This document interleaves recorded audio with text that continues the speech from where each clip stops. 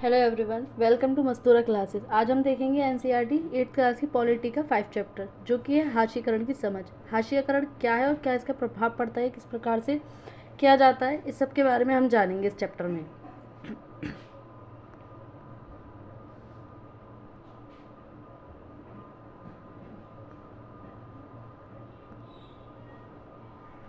तो देखते हैं, सामाजिक रूप से हाशिए पर होने का क्या मतलब होता है।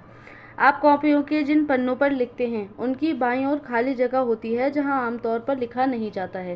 यानी कि जिस प्रकार से हम कॉपी होती है, हमारे पास पेज होता है, वहाँ पर हम देखते हैं साइडों में और ऊपर नीचे कुछ खाली जगह रह जाती है, वहाँ पर हम लिखते नहीं हैं। उसे पन्ने का हाशिया कहा जाता है। यानी कि जिस जगह को पूरे पेज से अलग कर दिया जाता है उसको हम हाशिया कहते हैं। कुछ ऐसा ही समाज में भी होता है। हाशिए का मतलब होता है कि जिसे किनारे या हाशिए पर ढकेल दिया गया हो, यानी कि उसको समाज से अलग कर दिया गया हो, समाज से बाहर निकाल दिया गया हो, उसको हम हाशिया कहते हैं। ऐसे में वह व्यक्ति चीज़ों के केंद्र में नहीं रहता। यह एक ऐसी चीज़ है जिसको अपनाने आपने अपनी कक्षा या खेल के मैदान में भी कभी ना कभी महसूस किया होगा। अगर आप अपनी कक्षा के ज़्यादातर बच्चों जैसे नहीं हैं, यानी अगर संगीत या फिल्मों में आपकी रुचि अलग तरह की है, अगर आपको बोलने का ढंग औरों से अलग है, यानी कि आपकी लैंग्वेज अलग है, आप कुछ अलग चीज़ें पसंद करते हैं दूसरे बच्चों से, अगर आप औरों की तरह गपशप में ज़्यादा मज़ा नहीं लेते, चुपचाप रहते हैं, ज़्यादा बोलते नहीं हैं, अगर आप ऐसे खेल नहीं खेलते जो और बच्चे ज़्यादातर पसंद करते हैं, अलग खेल पसंद करते हैं, अलग पहनावा आप पहनते हैं और उनके साथ नहीं रहते, तो एक प्रकार से आपको भी हाशिएकरण के उसकी तरह ही समझा जाएगा। यानी कि एक तरह से आप भी हाशिए पर चले जाएंगे। तो कक्षा में ये सारे उदाहरण हमें देखने को मिलते हैं अलग अलग तरह से। अब देखते हैं यहाँ पर एक स्टोरी है आदिवासी और हाशिएकरण को लेकर के। यानी कि एक दादा होते हैं, वो अपने पोते पोतियों को अपनी कहानी बता रहे होते हैं, अपनी स्टोरी बता रहे होते हैं कि उनके साथ क्या क्या हुआ जब वो अपने गांव में रहते थे। तो आदिवासी और हाशिएकरण। दिल्ली में एक आदिवासी परिवार सोमा और हेलेन दादाजी के साथ बैठकर टेलीविजन पर गणतंत्र दिवस के जो परेड है उसको देख रहे थे। तो वो कहते हैं कि देखो दादाजी, हमारे जो आदिवासी हैं वो मतलब नाव वगैरह और नाचते गाते दिखाते हैं। तो दादू वे आदिवासियों को हमेशा नाचते गाते ही क्यों दिखाते हैं, वो इस प्रकार से प्रश्न करते हैं। और फिर उनके दादा बताते हैं कि ये आदिवासी को बिल्कुल अलग थलग मानते हैं, उनकी दुनिया को ऐसा ही समझते हैं कि ये लोग सिर्फ नाचते गाते हैं, इनके बारे में ज़्यादा किसी को जानकारी होती नहीं है। वो अपनी स्टोरी बताते हैं, फिर कहते हैं कि जब हम अपने गाँव में रहते थे तो वहाँ पर हमारी अच्छी खासी ज़मीन हुआ करती थी, हम पूरे ज़मीन पर निर्भर थे, वहीं से हमें फसल वगैरह जो भी चीज़ चाहिए होती है हमारी ज़मीन देती थी और ये लोग उसी को पूछते थे। लेकिन वहाँ पर एक कंपनी आती है और वो लोगों को कहती है कि तुम लोग ये ज़मीन खाली कर दो, हम आपको मुआवजा देंगे, पैसे देंगे, नौकरियाँ वगैरह देंगे, घर मकान देंगे। लेकिन कुछ लोगों ने तो जो लालच है उसमें आकर के अपनी ज़मीन बेच दी। यानी कि उन्होंने कागज़ पर अंगूठे लगा दिए, जिससे कि उनकी ज़मीन कंपनी के पास चली गई। और कुछ लोग ऐसे थे जिन्होंने विरोध किया कि हम अपनी ज़मीन को छोड़ करके नहीं जाएंगे, लेकिन जिन लोगों ने मना किया उनके साथ मार पिटाई की गई, उन्हें वहाँ से डराया धमकाया गया और वहाँ से भगा दिया गया। इस प्रकार से जो पूरा गांव था उनका, वो पूरा उजड़ गया। फिर वो लोग जाते हैं दिल्ली में, उनके बेटे वगैरह की नौकरी लगती है, फिर वो वहाँ पर दिल्ली में जा कर के रहन बसर करते हैं। तो ये पूरी स्टोरी बताते हैं अपनी। यहाँ पर उड़ीसा के गांव की कहानी रही है। ये दादू ने अपनी कहानी, लाखों आदिवासियों की कहानी बताई है, जो कि कई आदिवासियों के साथ हम देख चुके हैं कि पुराने टाइम में किस प्रकार से व्यवहार उनके साथ हुआ। तो आदिवासी कौन लोग हैं? आदिवासी शब्द का मतलब होता है मूल निवासी, यानी कि जो असल के निवासी हैं, मूल निवासी हैं वो। ये ऐसे समुदाय हैं जो जंगलों के साथ जीते आए हैं और आज भी उसी तरह जी रहे हैं। भारत की लगभग 8% आबादी आदिवासियों की है। देश के बहुत सारे महत्वपूर्ण खनन एवं औद्योगिक क्षेत्र आदिवासी इलाकों में हैं, जैसे कि जमशेदपुर, राउरकेला, बोकारो और भिलाई जैसे जो क्षेत्र हैं वो आदिवासी इलाकों में ही पड़ते हैं। आदिवासियों की सारी आबादी एक जैसी नहीं है। भारत में 500 से ज़्यादा तरह के आदिवासी समूह हैं। छत्तीसगढ़, झारखंड, मध्य प्रदेश, उड़ीसा, गुजरात, महाराष्ट्र, राजस्थान, आंध्र प्रदेश, पश्चिम बंगाल तथा उत्तर पूर्व के अरुणाचल प्रदेश, असम, मणिपुर, मेघालय, मिजोरम, नागालैंड, सिक्किम एवं त्रिपुरा आदि राज्यों में आदिवासियों की जनसंख्या काफ़ी ज़्यादा हमें देखने को मिलती है। उड़ीसा में ही 60 से ज़्यादा अलग अलग जनजातीय समूह रहते हैं। अब ऐसा तो है नहीं कि आदिवासी सभी एक तरह के होते हैं, सब में जनजातियाँ होती हैं, सब अलग अलग प्रकार की। होते हैं। इनमें भी आदिवासी समाज औरों से बिल्कुल अलग दिखाई देते हैं क्योंकि उनके भीतर ऊंच नीच का फर्क बहुत कम होता है। इसी वजह से ये समुदाय जाति वर्ग पर आधारित समुदायों या राजाओं के शासन में रहने वाले समुदायों से बिल्कुल अलग होते हैं। हमने देखा जब आर्यन्स हमारे देश में आए थे तो जो उन्होंने वर्ण व्यवस्था बनाई थी, ब्राह्मण, क्षत्रिय और वैश्य वगैरह, इन चीज़ों को भी इन आदिवासियों ने मानने से इनकार कर दिया था। इन्होंने अपनी अलग ही दुनिया जंगलों में रहन बसर की थी। आदिवासियों की बहुत सारी जनजातीय सामान्यताएं होती हैं। उनके धार्मिक विश्वास अन्य धर्मों से भिन्न हैं। वे अक्सर अपने पुरखों की गांव और प्रकृति की उपासना करते हैं। प्रकृति से जुड़ी आत्माओं में पर्वत, नदी, पशु आदि की आत्माएं हैं। ये विभिन्न स्थानों से जुड़ी होती हैं और इनका वहीं निवास माना जाता है। ग्राम आत्माओं की अक्सर गांव की सीमा के भीतर निर्धारित पवित्र लता कुंजों में पूजा की जाती है इनकी, यानी कि ये लोग न सिर्फ जंगलों में रहते हैं बल्कि प्रकृति की पूजा करते हैं, जिसमें से पर्वत, पठार और नदी, मैदान वगैरह उनकी ये लोग पूजा करते हैं। जबकि पुरखों की उपासना घर में ही की जाती है। आदिवासी अपने आसपास के बौद्ध और ईसाई आदि धर्मों व शाक्त, वैष्णव, भक्ति आदि पंथों से भी प्रभावित होते रहते हैं। लेकिन यह भी सच है कि आदिवासियों के धर्मों का आसपास के साम्राज्यों में प्रचलित प्रभुत्वशाली धर्मों पर भी असर पड़ता रहा है। उड़ीसा के जगन्नाथ पंथ जिसमें और बंगाल व असम की शक्ति एवं तांत्रिक परंपराएं इसी के उदाहरण हैं। 19वीं सदी में बहुत सारे आदिवासियों ने ईसाई धर्म अपनाया, जो आधुनिक आदिवासी इतिहास में महत्वपूर्ण धर्म बन गया। आज के टाइम में हम देखते हैं कि ईसाई धर्म इन लोगों ने अपना लिया और ये पूरी तरह से बदल चुके। आदिवासियों की अपनी भाषाएं रही हैं। उनमें से ज़्यादातर संस्कृत से बिल्कुल अलग और संभवतः उतनी ही पुरानी हैं। इन भाषाओं ने बांग्ला जैसी मुख्यधारा की भारतीय भाषाओं को गहरे तौर पर प्रभावित किया है। इनमें संथाली बोलने वालों की संख्या सबसे ज़्यादा है। जो आदिवासी जनजातियाँ हैं वो अधिकतर संथाली बोलती हैं। उनकी अपनी पत्र पत्रिकाएँ निकलती हैं। इंटरनेट पर भी उनकी पत्रिकाएं मौजूद हैं क्योंकि उनकी भाषाएं अलग हैं, जिसमें से वो हमारी जैसी भाषाएं नहीं समझ पाते हैं, इसलिए उनकी अलग ही भाषा के तौर पर जो पत्रिकाएं हैं, जो न्यूज़पेपर वगैरह हैं, इंटरनेट पर सोर्स हैं, वो अलग ही लैंग्वेज में, जो उनकी लैंग्वेज है उसमें निकलते हैं। ये परंपरागत पोशाकों में सजे धजे जनजातीय समुदायों की तस्वीरें हैं। आमतौर पर आदिवासियों को इन्हीं रूपों में पेश किया जाता है और इसी से सबके दिमाग में रूढ़िवादी बन गई है कि आदिवासी इसी प्रकार के होते हैं। इसके आधार पर हमें यह गलतफहमी हो जाती है कि आदिवासी रंग बिरंगे और पिछड़े लोग ही होते हैं। आदिवासी और प्रचलित छवियाँ क्या हैं? हमारे देश में आदिवासियों को एक खास तरह से पेश किया जा रहा है। स्कूल के उत्सवों, सरकारी कार्यक्रमों या किताबों व फिल्मों में उन्हें सदा एक रूप में ही पेश किया जाता है। वे रंग बिरंगे कपड़े पहने, सिर पर मुकुट लगाए और हमेशा नाचते गाते दिखाई देते हैं। इसके अलावा हम उनकी ज़िंदगी की सच्चाइयों के बारे में बहुत कम जानते हैं क्योंकि हम उनके बारे में जानते ही नहीं ज़्यादा। जैसा हमें दिखाया जाता है हम वही अपने दिमाग में इमेजिन कर लेते हैं कि हाँ ये लोग ऐसे ही होते होंगे। इसीलिए बहुत सारे लोग इस गलतफहमी का शिकार हो जाते हैं। उनका जीवन बहुत आकर्षक, पुराने किस्म का और पिछड़ा हुआ है। आदिवासियों पर यह आरोप भी लगाया जाता है कि वे लोग नहीं बढ़ना चाहते। बहुत सारे लोग पहले ही मान लेते हैं कि वे बदलाव या नए विचारों से दूर रहना चाहते हैं। कक्षा 6 की किताब में आपने पढ़ा था कि खास समुदायों को बनी बनाई छवियों में देखते चले जाने की वजह से इस तरह के समुदायों के साथ अक्सर कितना भेदभाव होता है। हमने भेदभाव का जो 6th क्लास है उसमें भी देखा था। जनजाति जो जाति है उसके आधार पर आदिवासी और विकास क्या है? जैसा कि आपने इतिहास की अपनी पाठ्य पुस्तक में पढ़ा है, भारत में तमाम साम्राज्यों और सभ्यताओं के विकास में जंगलों का बहुत गहरा महत्व रहा है। लोहे, तांबे, सोने व चांदी के अयस्क, कोयले और हीरे, कीमती इमारती लकड़ी, ज़्यादातर जड़ी बूटियाँ और पशु उत्पाद, मोम, लाख, शहद और स्वयं जानवर, हाथी जो कि शाही सेनाओं का मुख्य आधार रहा है, ये सभी जंगलों से ही मिलते हैं। इसके अलावा जीवन के आगे बढ़ते रहने में जंगल का बड़ा योगदान रहा है। इन्हीं जंगलों से बहुत सारी नदियों को लगातार पानी मिलता रहा है। अब समझ में आ रहा है कि ये जंगल हमारी हवा और पानी की उपलब्धता और गुणवत्ता को भी गहरे तौर पर प्रभावित करते हैं। यानी कि जंगल कितने महत्वपूर्ण हैं। ये लोग जंगल में रहते थे और उनकी जंगल हम लोगों के लिए कितने महत्वपूर्ण थे। ये लोग जंगल में ना सिर्फ रहते थे बल्कि उनकी देखभाल भी करते थे, जिससे हमें भी लाभ होता था। लेकिन इनके जाने के बाद जब ये लोग जंगलों से निकल गए, वहाँ की पूरी हस्ती बस्ती बर्बाद हो चुकी है जंगलों की। आज के टाइम में इंसान ने लालच के तौर पर जंगल को पूरी तरह से बर्बाद कर दिया है।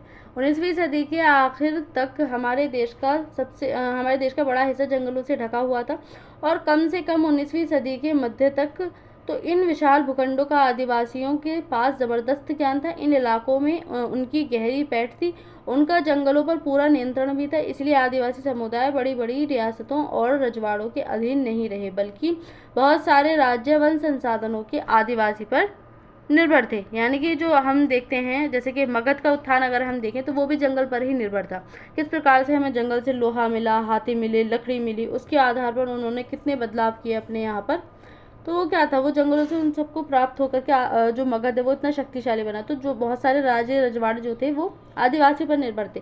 यह तस्वीर आदिवासियों की प्रचलित छवि से बिल्कुल अलग है। आज उन्हें हाशियाई और शक्तिहीन समुदाय के रूप में देखा जाता है। औपनिवेशिक शासन से पहले आदिवासी समुदाय शिकार और चीजें बीनकर आजीविका चलाते थे। वे एक जगह ठहरकर कम रहते थे। वे स्थानांतरित खेती के साथ साथ लंबे समय तक एक स्थान पर खेती करते थे। यानी कि वो एक जगह टिककर नहीं रहते थे, वो जगह जगह घूमते रहते थे कृषि के लिए। एक ज़मीन पर कृषि करी, फिर उसको छोड़ा, फिर दूसरी ज़मीन पर जाकर कृषि की। इस तरह से ये लोग चलते रहते थे। हालांकि ये परंपराएं अभी भी कायम है, लेकिन पिछले 200 सालों में आए आर्थिक बदलावों, वन नीतियों और राज्य व निजी उद्योगों के राजनीतिक दबाव की वजह से इन लोगों को बागानों, निर्माण स्थलों, उद्योगों और घरों में नौकरी करने के लिए ढकेला जा रहा है। इतिहास में पहली बार ऐसा हो रहा है कि आज उनका वन क्षेत्रों पर कोई नियंत्रण नहीं है और ना ही उन तक कोई सीधी पहुंच है। यानी कि जो वन है उनसे उनका नियंत्रण खत्म किया जा चुका है। झारखंड के आसपास के इलाकों के आदिवासी 1830 के दशक से ही बहुत बड़ी संख्या में भारत और दुनिया के अन्य इलाकों, मॉरिशस, कैरिबियन और यहाँ तक कि ऑस्ट्रेलिया में जाते रहे हैं। भारत के चाय उद्योग असम में उनके श्रम के बूते ही अपने पैरों पर खड़ा हो पाया है। आज अकेले असम में 70 लाख आदिवासी हैं। 70 लाख। इस विस्थापन की कहानी भीषण कठिनाइयों, यातना, विरह और मौत की कहानी रही है। 19वीं सदी में ही इन पलायनों के कारण 5 लाख आदिवासी मौत के मुंह में जा चुके थे। नीचे दिया गया गीत आदिवासियों की आकांक्षाओं और असम में उनके वास्तविक हालात की बानगी पेश करता है। तो ये झारखंड का है। झारखंड के बारे में यहाँ बताया गया है। यह फोटो के कालाहांडी जिले में स्थित न्यामगिरी पहाड़ी है। यह डोंगरिया कोंड नामक आदिवासी समुदाय का इलाका है। न्यामगिरी इस समुदाय का पवित्र पर्वत है। ये एक बड़ी एल्यूमिनियम कंपनी यहाँ खान और शोधक संयंत्र, रिफाइनरी लगाना चाहती है। यह योजना इस आदिवासी समुदाय को विस्थापित कर देगी। इस समुदाय के लोगों ने इस प्रस्तावित योजना का जमकर विरोध किया है। पर्यावरणवादी भी उनका समर्थन कर रहे हैं। सर्वोच्च न्यायालय में कंपनी के खिलाफ मुकदमा भी चल रहा है। तो ये कंपनियां कितना नुकसान कर रही हैं अपने फायदे के लिए, अपने लालच के लिए। इमारती लकड़ी और खेती व उद्योगों के लिए विशाल वन भूमियों को साफ किया जा चुका है। आदिवासियों के इलाकों में खनिज पदार्थों और अन्य प्राकृतिक संसाधनों की भारी भरमार रही है। इसीलिए इन जमीनों को खनन और अन्य विश्वास औद्योगिक परियोजनाओं के लिए बार बार छीना गया है। जनजातीय भूमि पर कब्जा करने के लिए ताकतवर गुटों ने हमेशा मिलकर काम किया है। काफ़ी बार उनकी ज़मीन जबरन छीनी गई है और निर्धारित प्रक्रियाओं का पालन बहुत कम किया गया है। सरकारी आंकड़ों से पता चलता है कि खनन परियोजनाओं के कारण विस्थापित होने वालों में 50% से ज़्यादा केवल आदिवासी रहे हैं। आदिवासियों के बीच काम करने वाले संगठनों की एक ताज़ा सर्वेक्षण रिपोर्ट से पता चलता है कि आंध्र प्रदेश, छत्तीसगढ़, उड़ीसा और झारखंड में जो लोग विस्थापित हुए हैं उनमें से 79% आदिवासी थे। उनकी बहुत सारी ज़मीन देश भर में बनाए गए सैकड़ों बांधों के जलाशयों में डूब चुकी है। पूर्वोत्तर भारत में उनकी ज़मीन लंबे समय से सशस्त्र बलों और उनके बीच चलने वाले टकरावों से बंधी है। इसके अलावा भारतीय वन जीव संस्थान नवंबर 2023 के आंकड़ों के अनुसार भारत में 160 राष्ट्रीय पार्क, इतने वर्ग किलोमीटर और 573 वन्य जीव अभयारण्य इतने वर्ग किलोमीटर हैं। ये ऐसे इलाके हैं जहां मूल रूप से आदिवासी रहा करते थे। अब उन्हें वहां से उजाड़ दिया गया है। अगर वे इन जंगलों में रहने की कोशिश करते हैं तो उन्हें घुसपैठिया कहा जाता है। यानी कि अपने जंगलों में यदि वे रहना चाहे तो उनको घुसपैठिया का नाम देकर वहां से भगा दिया जाता है। अपनी ज़मीन और जंगलों से बिछड़ने पर आदिवासी समुदाय आजीविका और भोजन के अपने मुख्य स्रोतों से वंचित हो जाते हैं। अपने परंपरागत निवास स्थानों के छिनते जाने की वजह से बहुत सारे आदिवासी काम की तलाश में शहरों का रुख कर रहे हैं, क्योंकि जो उनका जो आय का स्रोत था वो था जंगल, और जंगल ही उनसे छिन गए। तो अब वो क्या कर रहे हैं, वो शहरों की ओर अग्रसर हो रहे हैं, आकर्षित हो रहे हैं अपनी कमाई के लिए, अपने जो उनका रोजगार है उसके लिए। वहाँ उन्हें छोटे छोटे उद्योगों, इमारतों या निर्माण स्थलों पर बहुत मामूली वेतन वाली नौकरियां करनी पड़ती हैं। इस तरह वे गरीबी और लाचारी के जाल में फंसते चले जाते हैं। ग्रामीण इलाकों में 45% और शहरी इलाकों में 35% आदिवासी समूह गरीबी की रेखा के नीचे गुजर बसर करते हैं। इसकी वजह से वे कई तरह के अभावों का शिकार हो जाते हैं। उनके बहुत सारे बच्चे कुपोषण के शिकार रहते हैं। आदिवासियों के बीच साक्षरता भी बहुत कम है। जब आदिवासियों को उनकी ज़मीन से हटाया जाता है तो उनके आमदनी के स्रोत के अलावा और भी बहुत कुछ जो हमेशा के लिए नष्ट हो जाता है। वे अपनी परंपराएं और रीति रिवाज गंवा देते हैं, जो कि उनके जीने और अस्तित्व का स्रोत है। उड़ीसा में एक रिफाइनरी परियोजना के कारण विस्थापित हुए गोविंद मारन कहते हैं, उन्होंने हमारी खेती की ज़मीन छीन ली, बस थोड़े से मकान छोड़ दिए हैं। उन्होंने शमशान भूमि, मंदिर, कुएं, तालाब सब कुछ अपने कब्जे में ले लिया। यानी कि उनकी जो पूरी संस्कृति है, जो जिस पर वो निर्भर थे, वो पूरी तरह से उनसे छिन गई। जैसा कि आप पढ़ चुके हैं, आदिवासी जीवन की आर्थिक और सामाजिक आय एक दूसरे से जुड़ी हुई है। यहाँ पर जो जंगल है उन्हीं से उनका सब कुछ जुड़ा हुआ है, जिन जंगलों में से उनको निकाल दिया गया है। आदिवासी लगभग 10,000 तरह के पौधों का इस्तेमाल करते हैं। उनमें से लगभग 8,000 प्रजातियां दवाइयों के तौर पर, 325 प्रजातियां कीटनाशकों के तौर पर, 425 प्रजातियां गोंद, रेजिन और डाई के तौर पर, और 550 प्रजातियां रेशों के लिए इस्तेमाल की जाती हैं। इनमें से 3500 प्रजातियां भोजन के रूप में इस्तेमाल होती हैं। जब आदिवासी समुदाय वन भूमि पर अपना अधिकार खो देते हैं तो यह सारी ज्ञान संपदा भी खत्म हो जाती है। अब देखते हैं अल्पसंख्यक और हाशियाकरण क्या है। अल्पसंख्यक और हाशियाकरण इकाई 1 में आपने पढ़ा था कि मौलिक अधिकारों के जरिए हमारा संविधान धार्मिक और भाषाई अल्पसंख्यकों की सुरक्षा प्रदान करता है। हम देखते हैं कि हमारा संविधान सबको मौलिक अधिकार देता है, जिसमें वो हर तरह से संरक्षण प्रदान करता है। आपके राय में अल्पसंख्यक समुदाय को ये सुरक्षा क्यों मुहैया कराई जा रही है? अल्पसंख्यक शब्द आमतौर पर ऐसे समुदायों के लिए इस्तेमाल किया जाता है जो संख्या की दृष्टि से बाकी आबादी के मुकाबले बहुत कम होता है। यानी कि अल्पसंख्यक हमारे यहाँ जो है वो एक बहुसंख्यक होगा, यानी कि कम्युनिटी की जनसंख्या ज़्यादा होगी, कम्युनिटी की जनसंख्या कम होगी, उसको हम अल्पसंख्यक कहेंगे। लेकिन यह अवधारणा केवल संख्या के सवाल तक ही सीमित नहीं है। इसमें न केवल सत्ता और संसाधनों तक पहुंच जैसे मुद्दे जुड़े हुए हैं, बल्कि इसके सामाजिक व सांस्कृतिक आयाम भी होते हैं। जैसा कि आपने इकाई 1 में पढ़ा था, भारतीय संविधान इस बात को मानता है कि बहुसंख्यक समुदाय की संस्कृति समाज और सरकार की अभिव्यक्ति को प्रभावित कर सकती है। ऐसी सूरत में छोटा आकार घाटे की बात साबित हो सकती है और संभव है कि छोटे समुदाय हाशिए पर खिसकते चले जाएं। ऐसे में अल्पसंख्यक समुदायों को बहुसंख्यक समुदाय के सांस्कृतिक वर्चस्व की आशंका से बचाने के लिए सुरक्षात्मक प्रावधानों की जरूरत पड़ती है। ये प्रावधान उन्हें भेदभाव और नुकसान की आशंका से भी बचाते हैं। कुछ खास परिस्थितियों में छोटे समुदाय अपने जीवन, संपत्ति और कुशलक्षेम के बारे में असुरक्षित भी महसूस कर सकते हैं। असुरक्षा की यह भावना तब और बढ़ सकती है जब अल्पसंख्यक और बहुसंख्यक समुदायों के संबंध तनावपूर्ण होते हैं। संविधान में इन सुरक्षाओं की व्यवस्था इसलिए की गई है कि हमारा संविधान भारत की सांस्कृतिक विविधता की सुरक्षा तथा असमानता व अन्याय की स्थापना के प्रति संकल्पबद्ध है। जैसा कि आप अध्याय 5 में पढ़ चुके हैं, कानून को कायम रखने और मौलिक अधिकारों को साकार करने में न्यायपालिका की एक अहम भूमिका निभाती है। अगर किसी भी नागरिक को ऐसा लगता है कि उसके मौलिक अधिकारों का हनन हो रहा है तो वह अदालत में जा सकता है। यानी कि हमने पहले भी पढ़ा था, जो मौलिक अधिकार हैं वो हमें सब प्रकार के अधिकार देते हैं, रोजगार करने के, बोलने के, अपने जीवन को जीने के, हर तरह का हमें संविधान मौलिक अधिकार दिया है। यदि उन मौलिक अधिकारों का उल्लंघन होता है, उन मौलिक अधिकारों को नहीं मानता है, तो ऐसे में हम न्यायपालिका के दरवाजे भी खटखटा सकते हैं, वहाँ अपने अधिकारों के लिए मांग उठा सकते हैं। मुसलमान और हाशियाकरण, यानी मुसलमानों की क्या स्थिति है हाशियाकरण को लेकर के। 2011 की जनगणना के अनुसार मुस्लिम आबादी भारत की जनसंख्या का 14.2% है और उन्हें तुलनात्मक रूप से सामाजिक आर्थिक विकास के निम्न स्तर के कारण किनारे पर रहने वाले समुदाय माना जाता है। विभिन्न स्रोतों से ली गई निम्नलिखित तीनों सारणियों से पता चलता है कि मूलभूत सुविधाओं, साक्षरता और सरकारी नौकरियों के हिसाब से मुस्लिम समुदाय की स्थिति कैसी है। नीचे की नई तीनों सारणियों को पढ़कर बताइए कि वहाँ पर मुस्लिम की जहाँ पर सारणी दी गई है कि क्या स्थिति है। तो मूलभूत सुविधाएं 2008 से 2009% में। धार्मिक समुदाय हिंदू, मुस्लिम, ईसाई, सिख। यहाँ पर देखो पक्का घर हिंदुओं के पास 65.4%, बिजली 75.2, नल का पानी 43.7, मुस्लिम के 63.8, 67.5 और 35.8। ईसाई के पास में, ईसाई की स्थिति फिर भी ठीक है।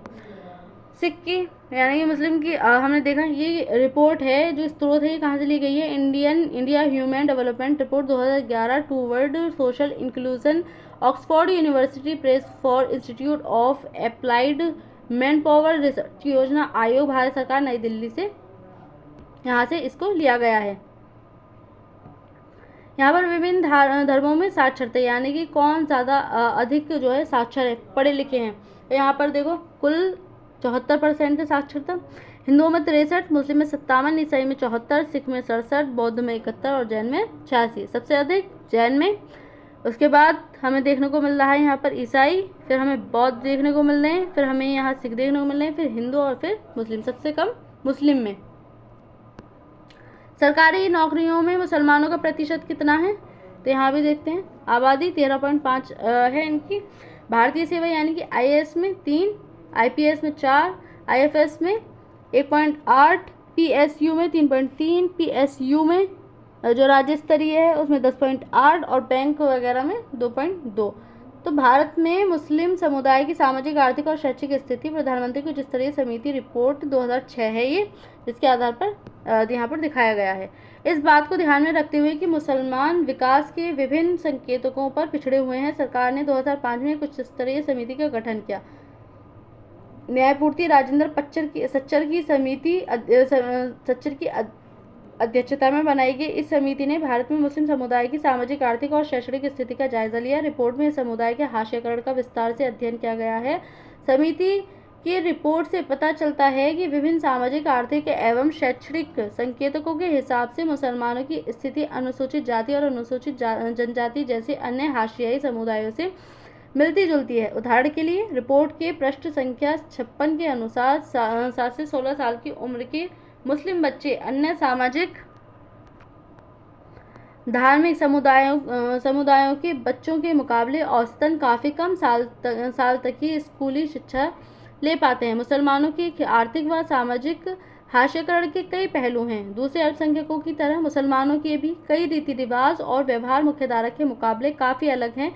सब नहीं, लेकिन कुछ मुसलमानों में बुर्का, लंबी दाढ़ी और फैज़ टोपी का चलन दिखाई देता है, जिसको लेकर के सबके दिमाग में रूढ़िवादिता बन गई है, एक आइडिया बन गया है, एक इमेज बन गई है कि मुस्लिम ऐसे ही दिखते हैं, वो ऐसे ही रहते हैं। बहुत सारे लोग सभी मुसलमानों को इन्हीं निशानियों से पहचानने की कोशिश करते हैं, इसी कारण अक्सर उन्हें अलग नज़र से देखा जाता है। कुछ लोग मानते हैं कि वे हम बाकी लोगों जैसे नहीं हैं। अक्सर यही सोच उनके साथ भिन्न व्यवहार करने और भेदभाव का बहाना बन जाती है। मुसलमानों की इसी सामाजिक हाशियाकरण के कारण कुछ स्थितियों में वे जिन इलाकों में पहले से रहते आए हैं वहां से निकलने लगे हैं, जिससे अक्सर उनका घेटोआइजेशन होने लगता है। कभी कभी यही पूर्वाग्रह घृणा का और हिंसा को जन्म दे देता है। यानी कि इन्हीं चीज़ों को देखते हुए क्या है कि जो मतलब दंगे फसाद हैं उन चीज़ों को बढ़ावा मिलता है। मुस्लिम महिलाएं भारत में महिला आंदोलन का एक महत्वपूर्ण हिस्सा रही हैं। इस अध्याय में उपरोक्त भाग में हमने देखा कि मुसलमानों के आर्थिक और सामाजिक हाशियाकरण के बीच गहरा संबंध है। इसी अध्याय में पीछे आपने आदिवासियों की स्थिति के बारे में पढ़ा। हमने इसमें मुस्लिम के हाशियाकरण के बारे में देखा, आदिवासियों के बारे में देखा। 7वीं कक्षा में आपने भारत में औरतों की समान स्थिति के बारे में पढ़ा था। लिंग के आधार पर भेदभाव, उनकी जो आर्थिक और कम सामाजिक स्थिति पिछड़ी हुई थी महिलाओं की, वो हमने देखी। इन सारे समूहों के अनुभवों से पता चलता है कि हाशियाकरण एक जटिल परिघटना है, जिससे निपटने के लिए कई तरह की रणनीतियों, साधनों और सुरक्षाओं की जरूरत है। इसका मतलब है कि संविधान द्वारा परिभाषित अधिकारों और इन अधिकारों को साकार करने वाले कानूनों व नीतियों की रक्षा में हम सभी की बराबर जिम्मेदारी बनती है। इनके बिना ना तो उस विविधता की रक्षा कर पाएंगे और जो हमारे देश को एक अनूठी छटा देती है, ना ही समानता के प्रति राज्य की प्रतिबद्धता और सरकार को कर पाएंगे। यहाँ पर निष्कर्ष क्या निकलता है, इस अध्याय में हमने ये समझने का प्रयास किया कि हाशियाई समुदाय होने का क्या मतलब होता है। हमने विभिन्न हाशियाई समुदायों के अनुभवों के जरिए इस बात को समझने का प्रयास किया है। इन समुदाय के हाशिए पर रह जाने के अलग अलग कारण हैं। प्रत्येक समुदाय को इसको अलग अलग तरह से महसूस करता है, यानी कि हाशिए पर हम देख सकते हैं बहुत सारे समुदाय हैं, लेकिन सबके अपने अपने कारण हैं। हमने भी देखा कि हाशियाकरण का संबंध अभाव, पूर्वाग्रह और शक्तिहीनता के एहसास से जुड़ा हुआ है। हमारे देश में कई और हाशियाई समुदाय हैं। दलित भी इसी तरह का एक समुदाय है। इसी समुदाय के बारे में हम अगले अध्याय में विस्तार से पढ़ेंगे। हाशियाकरण से कमजोर सामाजिक हैसियत नहीं पैदा होती, बल्कि शिक्षा व अन्य संसाधनों तक पहुंच भी बराबर नहीं मिल पाती है, क्योंकि जब हाशियाकरण होगा उनको कहीं से कहीं तक भी कुछ भी समानता नहीं मिल पाएगी। इसके बावजूद हाशियाई समुदाय का जीवन भी बदला जा सकता है और बदलता है। कोई भी हमेशा एक ही तरह से हाशिया पर नहीं रहता। अगर हम हाशियाकरण के इस उदाहरणों पर ध्यान दें तो पाएंगे कि इन दोनों समुदायों के पास भी संघर्ष और प्रतिरोध का एक लंबा इतिहास रहा है। हाशियाई समुदाय अपनी सांस्कृतिक विशिष्टता बनाए रखना चाहते हैं और साथ ही अधिकारों, विकास और अन्य अवसरों में बराबर का हिस्सा चाहते हैं। अगले अध्याय में आप जानेंगे कि इन समूहों के हाशियाकरण की सामना किस प्रकार से इन्होंने क्या है।